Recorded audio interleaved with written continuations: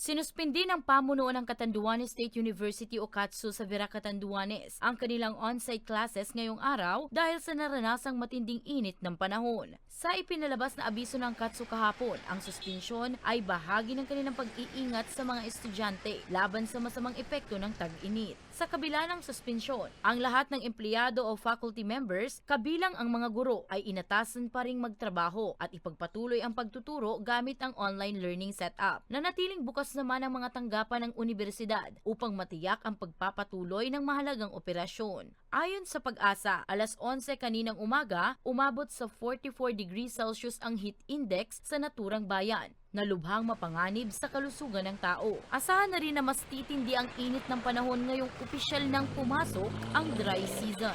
Ang dry season dito sa Kabikulan, mostly ang climate type natin ay climate type 2.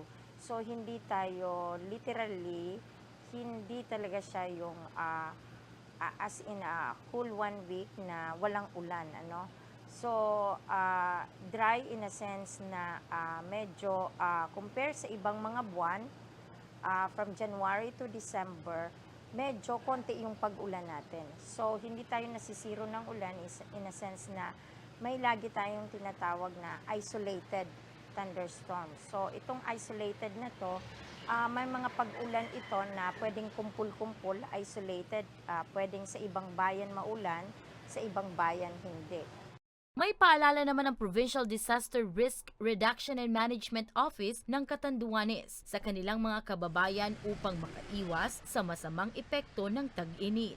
Yun lang po ang maipapayo namin, yung caution natin dito sa parte ng panahon natin na tag-init na tayo, na kung pwede maiwasan natin na magkaroon tayo ng mga activities na babad tayo sa sobrang init ng araw.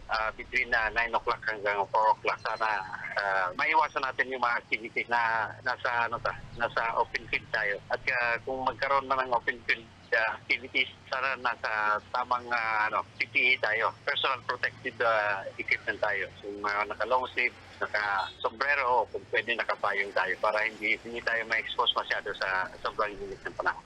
Samantala, magtatagal ang tag-init hanggang sa buwan ng Mayo. Para sa mga balitang Tatak, Bicol, Danica Garcia.